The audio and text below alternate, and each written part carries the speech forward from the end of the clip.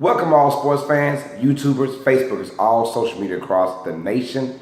Uneducated Network presents Uneducated Sports Talk. I'm your host, Carlos Clayton, and today we're back to regular talk, regular business. We'll talk the NBA. Before we get into that, if you haven't, please like, subscribe, comment, share, everything Uneducated Network to where you can see my show and many, many other shows. We have a lot of good things going on, so please subscribe to Uneducated Network. It's on my shirt. Subscribe to it, yeah. With that being said, let's start NBA. We got big news. If you haven't heard on In the Paint with Red, please check out the show on Uneducated Network, hosted by Devontae Roan and myself, Carlos Clayton. We talk about the Carmelo Anthony trade. That was very huge. When it came down to the Wild, Wild West, Carmelo Anthony is now Oklahoma City Thunder. He got traded with basically a bag of chips. I believe it was Ennis Cantor. And good God, somebody else was traded for Carmelo Anthony. Now he's a Thunder, so he joins Russell Westbrook and he joins Paul George. So as a three-headed monster, a super team. Now these days, everyone wants to do a super team, so it's very, very competitive in the West. The East, not so much, but the West is very, very competitive. That being said, breaking news came out again that Dwayne Wade is now officially a Cleveland Cavalier. He rejoins LeBron James. At first it was in Miami, now it's in Cleveland, and I want to give my thoughts on that. But the questions everyone is asking is, who had the better deal and why? And to be honest, I don't even know why this is a question, because the better deal or the better person that helps their team, is it Dwayne Wade on the Cavaliers, or is it Carmelo on the Thunder? And it's obviously Carmelo Anthony going to the Thunder. No offense to D Wade, but he is getting up there with Father Time, and you cannot beat Father Time when it comes down to professional sports. It will always fail you at the end of the day. It will always win. Dwayne Wade, the Cavaliers were just as good or as bad yesterday than they are with Dwayne Wade today. My thing is, Carmelo Anthony makes that Thunder team not only a 3 seed, but maybe a 2 seed now, and maybe can do some damage. It all depends on what's going on. One, it frees up space for Russell Westbrook. Russell can now relax. You know, Russell's used to going to 0 to 100 real quick. Yeah, I'm just saying. But Russell Westbrook goes 90-0 all day, every day, in every game, any moment. And that's why we love Russell Westbrook. That's why he's one of my favorite players to watch. Because he gives his all every single time, and at moments or at big clutch times, it comes back to haunt him.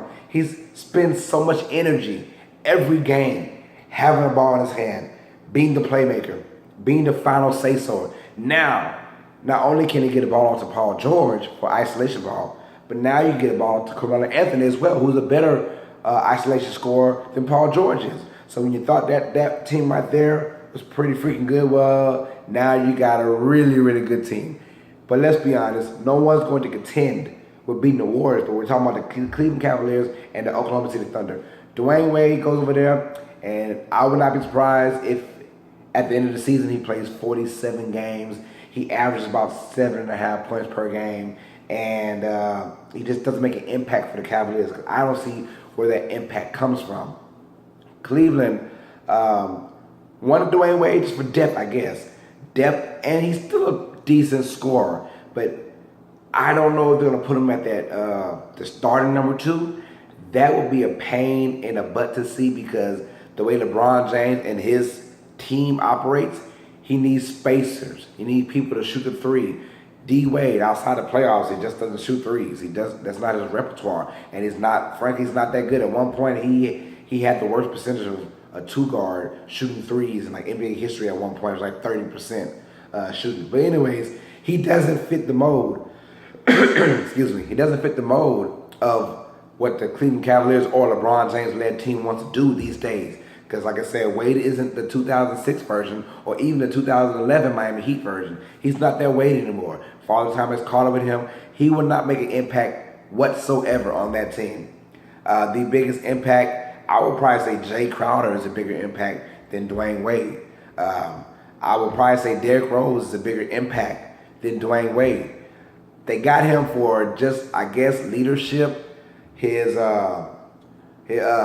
been there, done that. He has that championship pedigree, so that's why. And him and his ties with LeBron James, that could lead him to Cleveland. I don't know why he didn't go to Miami. That would have been a destination I would have chose if I was D Wade, to go back to Miami, because I think they have a chance to do some things, and D Wade be a vocal point, a major vocal point in that group. But Carmelo Anthony, that just raised all the stakes. They might give the Warriors a run for the money, ultimately not winning, but give it a run for their money.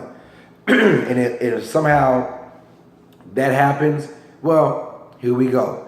Oklahoma City, that they can not only get Russell Westbrook.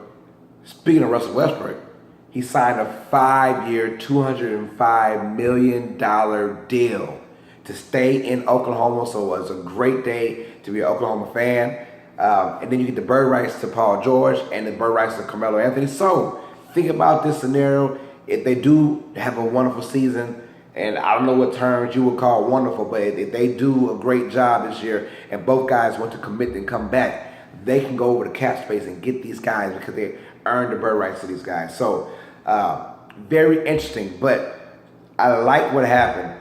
Russell Westbrook at the end of the season said, I'm not going to just sign my contract. I want to wait to see what the Thunder organization, talking general manager and ownership, see what they do.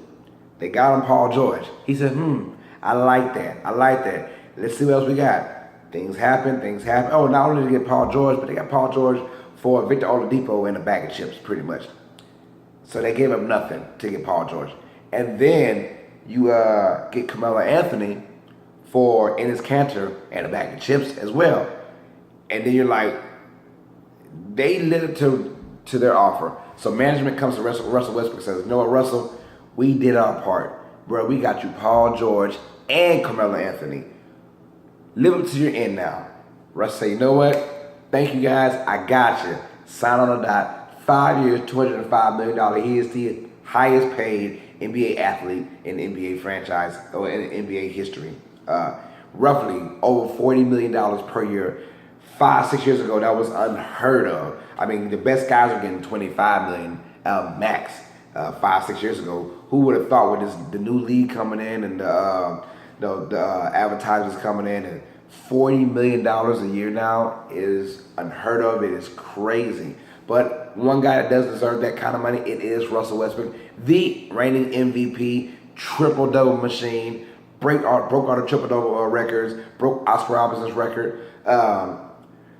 He deserves it because he gives us all every single game. The man hustles. So KD is gone. They feel like, you know what? Time to rebuild. Well, let's get Paul George and Carmelo Anthony. Now, will this team beat the Warriors? Like I said, no chance. Chemistry-wise, they're probably going to, I'm not going to say struggle, but they're not going to look as great the first month of the season. It's just kind of normal. It's 3 isolation guys, 3 guys who need the ball. But at the end of the day, I think Russell will benefit him for the playoffs. He doesn't have to exert so much energy until the playoffs to be the guy. Now, the ball will be in his hand most of the time because he is the leader. Carmelo and Paul George have to understand that Russell Westbrook is the leader of this team, and he'll do what he has to do for this team to win. So I'm very excited about the Thunder team. And the Cavaliers, they're deep. There should be no more excuses. They got to come out there. Both teams still haven't done enough, in my opinion, to face against the Warriors. That four-headed monster with their bench. You get Swaggy P, who can hit threes with his eyes closed. That team is still the team to beat. So until someone beats that team, the Cavaliers and the Thunder still need a little more. But I do like that the Thunder, being a small market team, they're actually trying. They're trying. Now, they have made a lot of bone-headed decisions. I talked to my guy, Joshua Nevels from the Last Word podcast, and he was saying, we don't know what they're going to do, because when you give them a James Harden and he let go of Kevin Durant, and so many things are going on with that organization, you're wondering, okay, what can this team actually do? Are they going to stick with this route and try and influence Carmelo and Paul to stay? It's easier to influence Carmelo. It might be hard for Paul, because Paul is a West Coast guy and he really wants to go to the West Coast. So they have to have a great season for those two to come back and stick with the Thunder. But I'm very excited to see what goes on. This NBA season just keeps getting better and better, and it hasn't even started yet. That's the crazy part. It hasn't started. The season hasn't even started. Training camp starts not training camp, preseason starts like 2 days, but October 17th. It feels like it's right around the corner now. We're 2 weeks away from the start of the opening games, Boston versus Cleveland. So I'm ready for that, like I said. Let's talk a little baseball talk. It's getting very close now. It's getting down to the wire. We know about the Cleveland Indians. This team is on a mission. They're on a run. The Astros only 1 game back behind them, so the Astros are still have a chance to have home field throughout the ALCS.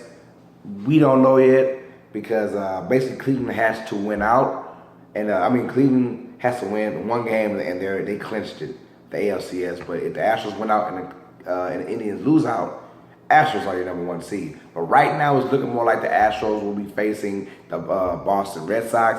It's like Cleveland will wait the winner out of probably the Yankees and the Twins to see who they play. So, and the National League is already set. You know you have the Cubs playing. You know you have them playing against the Nationals. That's going to be great to see as well. We're going to have the number 1 seed, which is the Dodgers, who are just, they're head and shoulders above everybody else, in my opinion. But they'll face Arizona or Colorado. It's looking like that as well. So I'm pumped to see that, because usually when baseball season, the postseason comes around, that's when I'm very hyped when it comes to baseball. And that's some of the best games you'll ever see. If you haven't seen a postseason game, check it out. The wild card game is Tuesday, I believe, for the American League. Don't know what the National League is, but those games are going to be very crucial. The winner out of those 2 games will move on to face the number 1 seed in each conference. So it's baseball is coming, and it's right there. The playoffs is there. I'm excited. More baseball news. Giancarlo Stanton, 59 home runs right now. He is on pace to get about 61. He's been crushing it. He's been crushing it. Aaron Judge's been crushing it. The whole league has been crushing it. We already know about a month ago they broke the record for most home runs in a single season, and they're going to destroy it by a mile, pretty much. How many home runs they've been hitting lately? But they said for the Marlins, they're going to probably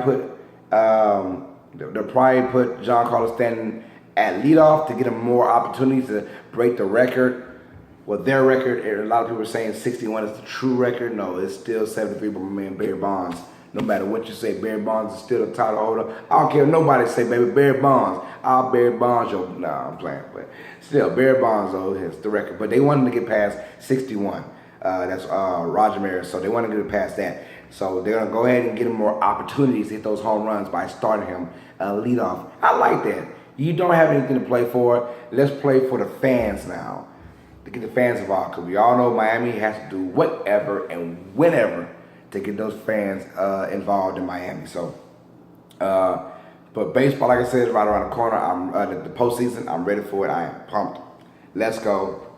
And I'll let you guys know about my predictions when they do come out in the next couple of days, when everything's unveiled. I'll let you guys know my postseason predictions and who I think will win it all, who I think will meet up in the World Series, and who will ultimately win the World Series.